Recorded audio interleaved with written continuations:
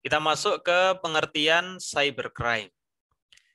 Berdasarkan beberapa definisi yang ada, cybercrime ini dapat didefinisikan sebagai berikut. Ada yang mendefinisikan cybercrime sebagai tindak pidana atau kejahatan yang dilakukan dengan menggunakan atau melalui teknologi informasi dan komunikasi.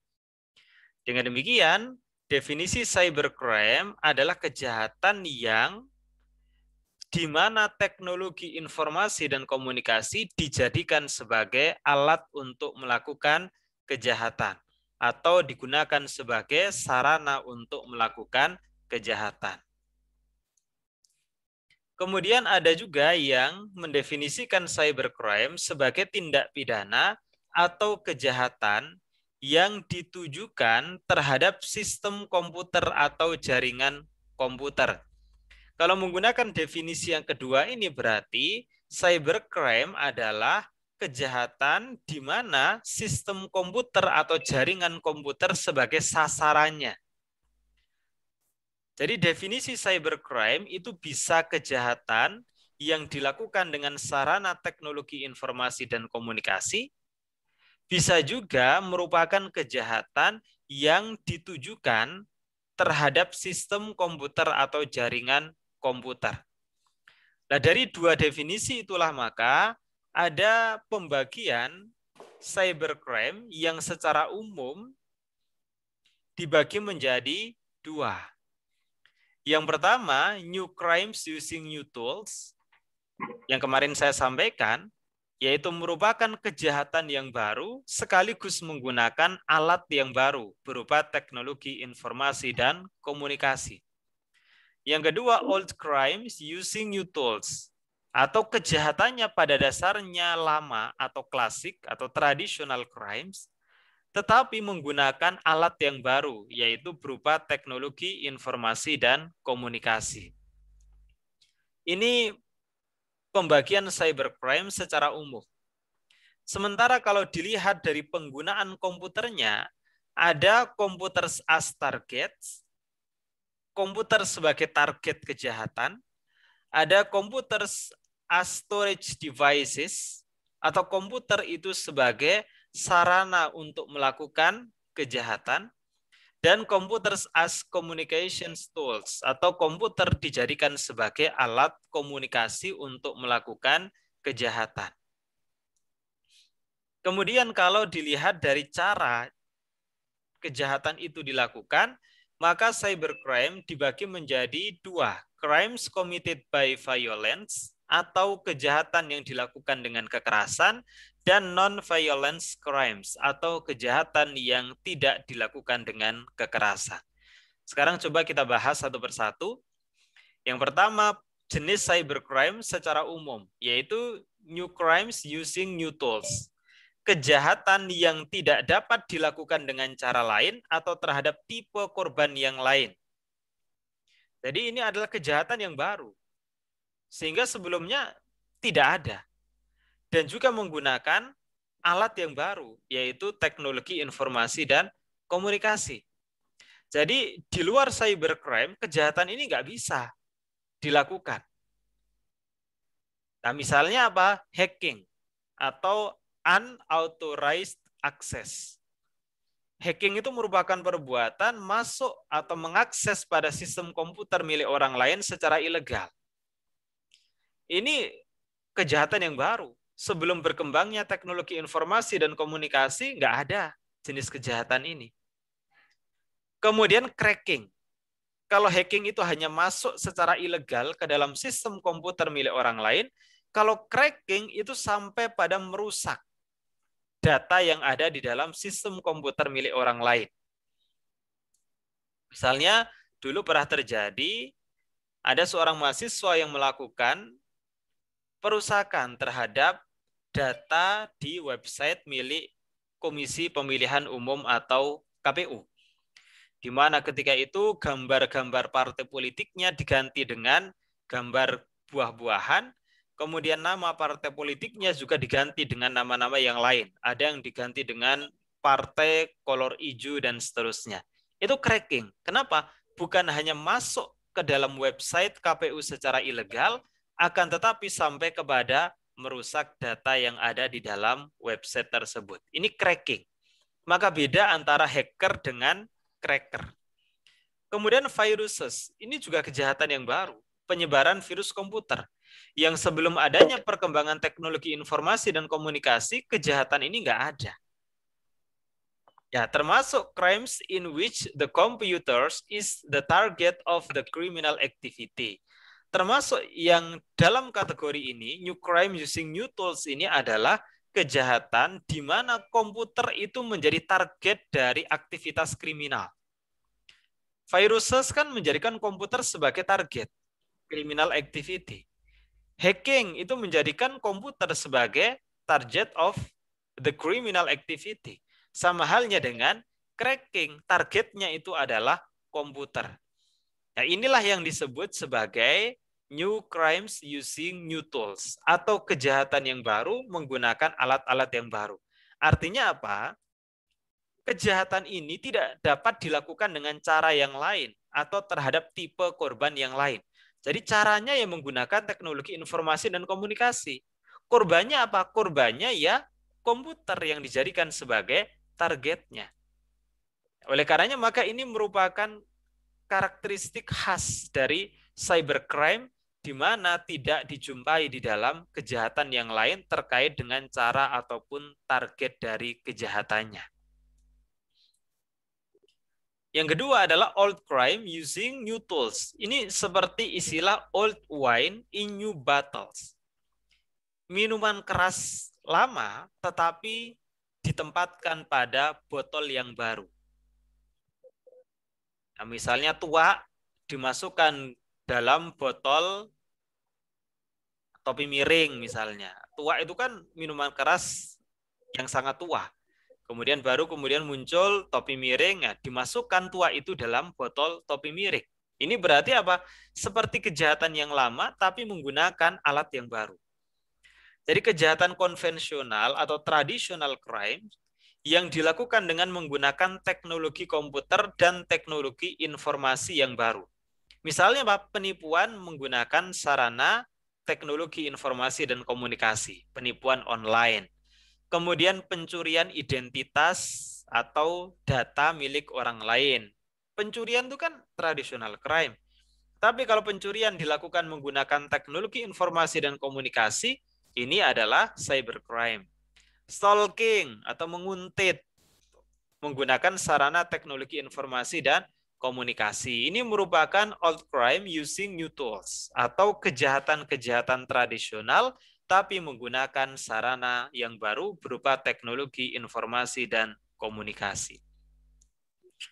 Ya, untuk yang masuk kategori old crime using new tools, ini bisa jadi crimes in which the computer is a tool used to commit a crime. Kalau tadi, untuk yang new crime using new tools, itu menjadikan komputer sebagai targetnya. Tapi kalau yang ini, kejahatan lama tapi menggunakan alat yang baru, ini adalah yang masuk di dalamnya kejahatan di mana komputer itu menjadi alat yang digunakan untuk melakukan kejahatan. Penipuan kan kejahatan lama, tapi alat yang digunakan adalah komputer. Ini cybercrime yang masuk kategori ini.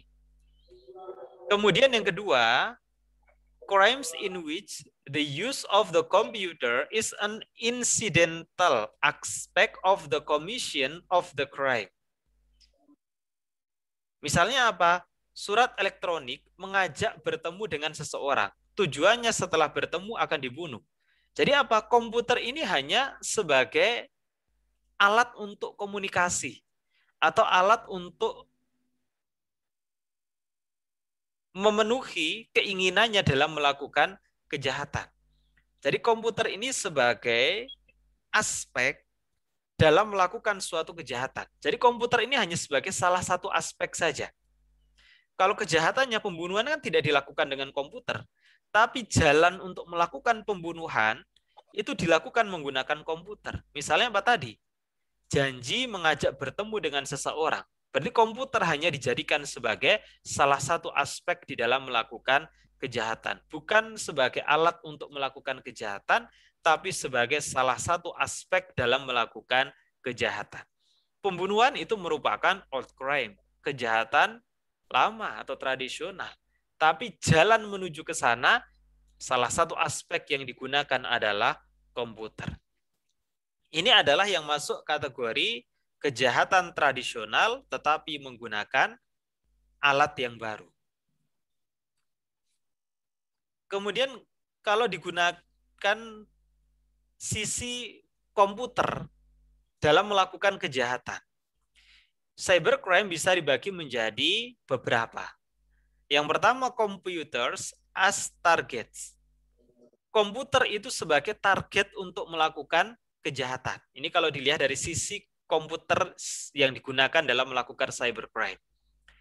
Misalnya apa? Serangan terhadap confidentiality, integrity, atau availability informasi atau layanan komputer. Confidentiality itu adalah kerahasiaan informasi di dalam komputer. Nah, ketika orang melakukan hacking, dia masuk ke dalam sistem komputer milik orang lain, kemudian dia melihat informasi yang konfidensial atau rahasia, maka ini berarti menjadikan komputer sebagai targetnya. Jadi pada dasarnya confidentiality, integrity, availability ini merupakan informasi yang nggak boleh dilihat ataupun diotak-atik oleh orang lain. Ya kalau dilihat atau diotak-atik oleh orang lain, itu berarti menjadikan komputer sebagai target kejahatan. Kemudian yang kedua, computers as storage devices. Jadi komputer itu digunakan sebagai alat penyimpanan file yang sifatnya itu ilegal. Misalnya apa? Komputer digunakan sebagai alat penyimpanan file pornografi. Ini kan berarti komputer jadikan sebagai alat untuk menyimpan sesuatu yang sifatnya ilegal. Kemudian ada computers as communication tools. Komputer hanya digunakan sebagai alat untuk komunikasi. Misalnya apa? Penipuan. Tadi contoh pembunuhan tetapi janji untuk ketemunya menggunakan komputer. Jadi komputer ini dalam arti yang luas ya, bukan hanya berupa PC, tetapi komputer ini maknanya ya termasuk smartphone. Ini komputer dalam arti yang luas, yaitu alat untuk berkomunikasi dan juga alat untuk melakukan aktivitas terkait dengan komputerisasi. Jadi bisa smartphone, bisa laptop, bisa PC komputer, dan lain sebagainya. Kemudian yang berikutnya, bagaimana kalau berdasarkan cara kejahatan dilakukan? Berdasarkan cara kejahatan dilakukan, cybercrime bisa dibagi menjadi dua, yaitu crimes committed by violence, atau kejahatan yang dilakukan dengan kekerasan. Misalnya apa? Cyber terrorism. Terorisme menggunakan sarana cyber. Ini menggunakan kekerasan. Kemudian ada juga non-violence crimes atau kejahatan yang tidak menggunakan kekerasan. Misalnya apa? Cyber fraud atau penipuan menggunakan sarana cyber atau komputer. Nah, cyber terrorism itu bisa berupa penyebaran informasi secara meluas yang sifatnya itu bisa menimbulkan ketakutan secara massal. Atau bisa menggunakan komputer sebagai bahan peledak untuk melakukan perbuatan yang tujuannya menciptakan ketakutan secara massal.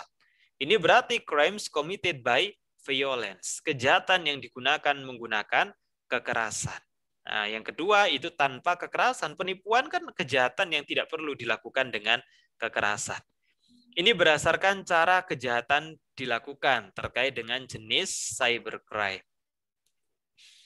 Nah, sekarang kita masuk ke karakteristik cybercrime. Yang pertama, apa sih karakteristik dari cybercrime? Karakteristik dari kejahatan dunia maya adalah penggunaan teknologi informasi dan komunikasi. Jadi yang digunakan adalah teknologi informasi dan komunikasi dalam melakukan kejahatan. Misalnya apa? Komputer, internet. Itu adalah teknologi informasi dan komunikasi. Lah cybercrime itu mutlak. Karakteristiknya adalah penggunaan teknologi informasi dan komunikasi. Kemudian karakteristik yang kedua, cybercrime itu cenderung merupakan white collar crime atau kejahatan kerah putih. Ini bisa juga disebut dengan modern crime atau kejahatan modern. Nanti saya akan sampaikan. Kemudian karakteristik yang ketiga, bersifat global. Artinya apa? Borderless, tidak mengenal batas teritorial atau transnasional, lintas batas negara. Apa itu maksud borderless atau transnasional? Allows for real-time connections between people regardless of their location. Jadi kejahatan itu bisa dilakukan real-time connection.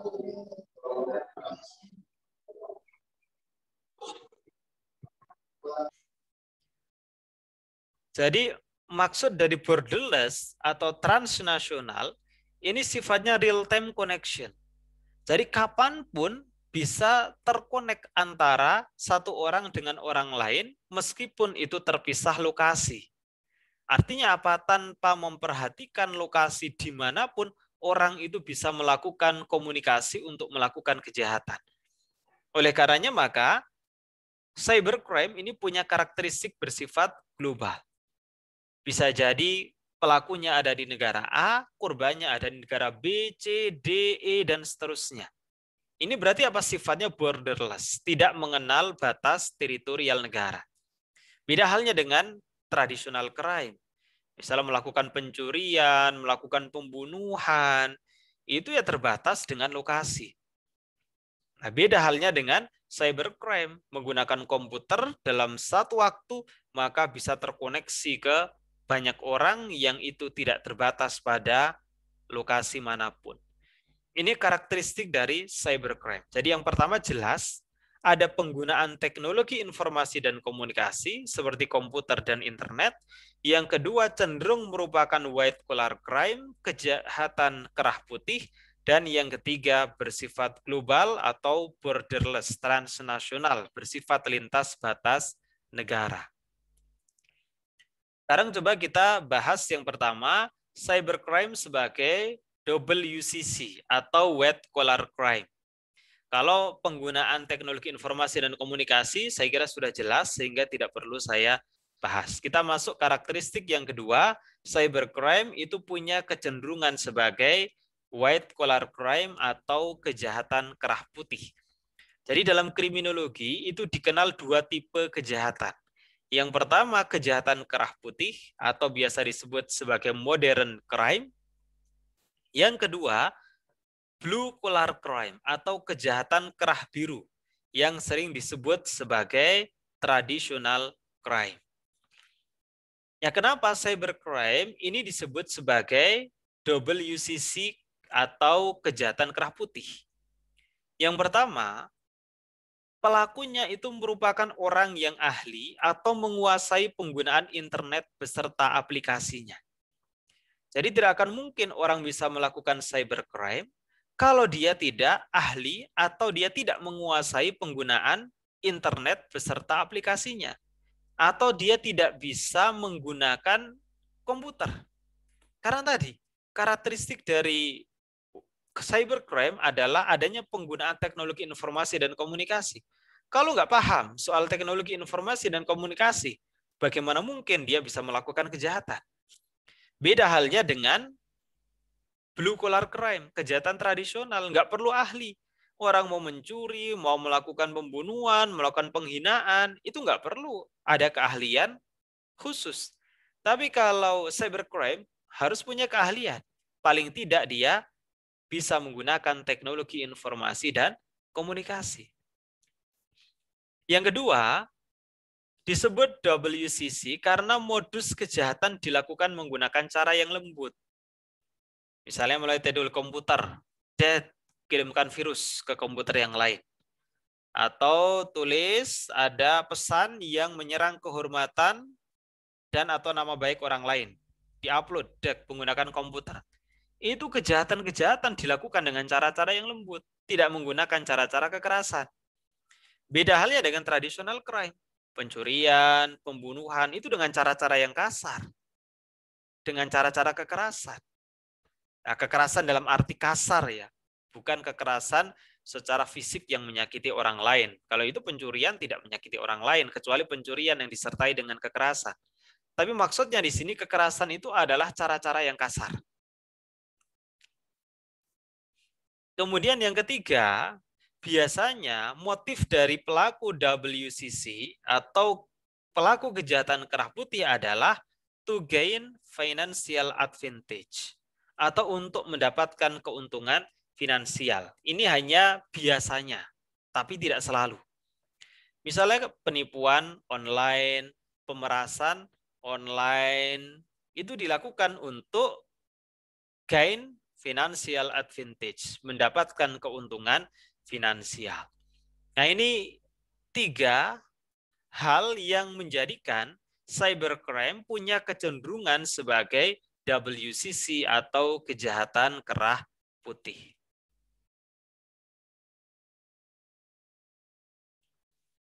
Ya, karena motifnya ekonomi tadi, kejahatan kerah putih itu biasanya motifnya adalah to gain financial advantage. Motifnya ekonomi untuk mendapatkan keuntungan finansial. Maka pelaku WCC dalam merencanakan kejahatan selalu mempertimbangkan aspek cost and benefit. Jadi orang yang motifnya itu ekonomi, maka dalam melakukan kejahatan yang dipertimbangkan adalah cost and benefit, biaya dan hasilnya. Ketika dia berpikir, nanti saya melakukan penipuan. Ketika berhasil, wah saya dapat keuntungan. Berapa ongkos yang harus saya keluarkan untuk melakukan kejahatan? Oh, cukup membeli kartu SIM. Setelah itu dibuang. Harganya mungkin hanya 5.000. Sementara kalau berhasil melakukan penipuan, itu bisa mendapatkan keuntungan jutaan rupiah. Ya, karena akan menguntungkan ketika dia melakukan kejahatan, ya dia akan melakukan kejahatan itu. Ya, dengan demikian, ketika seseorang mengasumsikan keuntungan dalam melakukan kejahatan lebih besar dari biaya yang harus dikeluarkan, maka ia akan melakukannya. Namun jika biaya yang dikeluarkan lebih besar dari keuntungannya, maka ia cenderung tidak akan melakukan. Misalnya penipuan, kecil-kecilan, paling keuntungannya hanya 500.000. Dia nggak punya handphone, harus beli handphone dulu, harganya misalnya 2 juta. Modalnya 2 juta, keuntungan yang diperoleh hanya 500.000. Maka nggak sebanding antara cost dan benefitnya. Karena dia berpikir nanti ketika melakukan kejahatan akan rugi, ya dia nggak jadi melakukan kejahatan itu. Nah, itu salah satu karakteristik pelaku WCC, yang motifnya itu untuk mendapatkan keuntungan ekonomi. Jadi di otak penjahatnya itu adalah cost and benefit, biaya dan keuntungan. Ya, sebagai makhluk rasional, pelaku WCC akan lebih takut rugi secara finansial dibanding dia dipenjara dalam waktu tertentu. Oleh karena itu, pidana yang lebih efektif untuk pelaku WCC dengan motif ekonomi adalah pidana finansial, seperti denda, perampasan aset, dan lain sebagainya. Ini yang lebih mencerminkan effectiveness principle atau prinsip efektivitas. Artinya apa? Sanksi itu benar-benar bisa memberikan efek penangkalan terhadap orang sehingga tidak melakukan kejahatan. Ya, kenapa pidana finansial kok lebih punya efek penangkalan sehingga orang tidak melakukan kejahatan? Karena tadi orang yang motifnya ekonomi dalam melakukan kejahatan, dia akan lebih takut kehilangan duitnya dibanding dengan dipenjara. Koruptor itu akan lebih takut kehilangan duitnya dibanding dengan dipenjara. Setia Novanto, mantan ketua DPR, dia lebih takut dengan sanksi berupa uang pengganti yang diputus oleh hakim dibanding dengan dia di penjara dalam waktu tertentu. Nah, ini pelaku WCC. Maka untuk kejahatan-kejahatan dengan motif ekonomi, hakim itu mestinya lebih tepat menjatuhkan pidana finansial dibanding dengan pidana fisik seperti penjara. Nah, maka dalam rumusan undang-undangnya ya mestinya ada alternatif pidana finansial selain pidana fisik yang dijatuhkan. Misalnya dalam Undang-Undang ITE, itu ancaman pidananya bisa penjara saja, bisa denda saja, bisa penjara sekaligus denda. Maka hakim nanti akan melihat secara kasuistik. Ini WCC bukan? Oh iya. WCC itu dia motifnya ekonomi bukan? Oh iya, dia melakukan penipuan online. Oh pasti dia akan lebih takut kehilangan duit dibanding dengan di penjara. Maka hakim akan menjatuhkan pidana denda. Tapi kalau tidak, misalnya dia melakukan penghinaan, motifnya bukan ekonomi, ya penjara lebih tepat dibanding dengan denda. Karena di penjara itu dia akan dibina sehingga dia menjadi orang yang benar dan bisa kembali hidup di tengah masyarakat. Kemudian menurut Posner, pidana denda bagi pelaku WCC lebih baik daripada penjara karena penerapannya tidak membutuhkan biaya. Sementara penerapan pidana penjara membutuhkan biaya besar. Karena kalau pidana denda tinggal suruh terpidana membayar uang, selesai. Negara tidak perlu mengeluarkan anggaran yang besar. Tapi kalau pidana penjara, orang di penjara semakin lama, anggaran yang dikeluarkan juga semakin banyak. Karena apa? Ada standarnya di dalam penjara itu. Kalau dia sakit, ya kesehatannya ditanggung oleh negara. Makan sehari-hari juga ditanggung oleh negara. Berapa ton beras dalam sehari yang dihabiskan oleh negara untuk memberikan makan kepada narapidana. Pendidikan, kalau narapidananya anak-anak, itu pun juga harus diberikan. Kalau untuk orang dewasa, ya pembinaan. Karena inti dari lembaga pemasyarakatan itu adalah pembinaan supaya narapidana itu kelak bisa kembali lagi hidup normal dalam masyarakat. Dengan demikian, maka pidana finansial ini selain memenuhi prinsip effectiveness principle, khusus untuk WCC yang motif kejahatannya ekonomi, juga memenuhi efisiensi principle, prinsip efisiensi. Efisien itu artinya mengeluarkan biaya sedikit mungkin tetapi mendapatkan hasil sebesar-besarnya. Ini efisiensi. Jadi penerapan pidana finansial lebih efisien dibanding dengan pidana penjara. Karena negara tidak perlu mengeluarkan anggaran yang besar. Ya ini yang seringkali dikutip perkataan Don Gaspar Motolo. Ini seorang mafioso atau mafia kelas kakap dari Italia yang mengendalikan banyak bisnis kejahatan. Ketika dia tertangkap, kemudian dia mengatakan, people prefer to be put behind bars and keep their money than to stay free without the money. Jadi orang itu akan lebih suka to be put behind bars, ditempatkan di balik penjara. Dan dia masih bisa keep their money. Dia masih bisa menyimpan duitnya. Daripada dia tidak di penjara, artinya dia hidup bebas, tetapi without money, uangnya itu telah dirampas oleh negara. Nah ini salah satu contoh mafioso yang motif dalam melakukan kejahatan adalah ekonomi. Dia lebih takut kehilangan duitnya dibanding dengan dia di penjara, tetapi dia masih bisa menyimpan uangnya, karena setelah keluar dari penjara, dia kembali bisa menikmati hidup menggunakan uang yang dia miliki. Ini yang dikatakan oleh Don Gaspar Motolo terkait dengan WCC. Ini sebagai tambahan pengetahuan saja mengenai karakteristik WCC dan ancaman pidana yang bagaimana yang memenuhi prinsip efektivitas dan efisiensi. Nah, maka wajar kan ketika ada... Assalamualaikum, Pak. Pak. Nah, maka wajar kalau ada gagasan pidana pemiskinan bagi koruptor. Karena koruptor itu diduga dia tidak akan kapok ketika dia hanya di penjara sementara dia masih bisa menyimpan uangnya. Karena dengan uang itu dia bisa melakukan segalanya, termasuk dia membayar pegawai atau petugas lembaga pemasyarakatan sehingga menyulap LP-nya itu seperti hotel. Atau setelah dia keluar dari penjara, dia masih bisa menikmati uang yang dia dapatkan.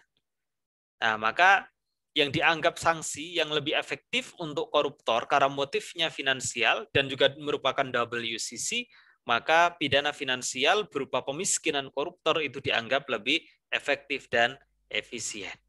Ini terkait dengan karakteristik cybercrime sebagai WCC atau white collar crime. Ya, tetapi selain motif ekonomi, tadi kan saya sampaikan, cybercrime itu yang dengan motif ekonomi hanya sebagian saja. Misalnya penipuan online. Tetapi cybercrime dapat saja dilakukan dengan motif yang lain. Misalnya motif intelektual.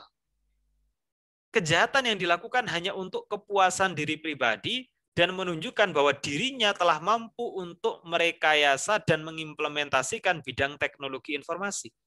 Jadi dia hanya untuk unjuk diri saja. Saya berhasil membobol website KPU. Website punya negara, berhasil saya bobol. Berarti saya hebat dong. Ini untuk menunjukkan kalau dirinya itu mampu merekayasa dan mengimplementasikan bidang teknologi informasi secara memadai. Jadi hanya untuk kepuasan intelektual. Saya berhasil mengirimkan virus ini ke banyak orang. Bangga dia. Yang belum ada antivirusnya. Nah, ini motif intelektual. Yang kedua, bisa juga cybercrime itu motifnya adalah politik dan kriminal. Yaitu kejahatan yang dilakukan untuk keuntungan pribadi atau golongan tertentu yang berdampak pada kerugian secara politik bagi pihak lain. Atau bisa juga memang dilakukan murni untuk tujuan berbuat jahat atau menimbulkan kerugian kepada orang lain. Kalau motif politik misalnya penyebaran hoax, penyebaran black campaign atau kampanye gelap bagi pasangan calon pemimpin yang lain. Itu motif politik. Kalau kriminal ya murni untuk melakukan kejahatan. Misalnya apa? Pencemaran nama baik. Penyebaran pornografi. Itu murni tujuannya adalah memang untuk menimbulkan kerugian bagi orang lain atau untuk tujuan berbuat jahat. Jadi, cybercrime itu bisa dilakukan dengan motif ekonomi, seperti tadi, penipuan online. Bisa dengan motif intelektual untuk unjuk diri kemampuan terhadap penguasaan bidang teknologi informasi. Dan yang ketiga, motif politik dan kriminal.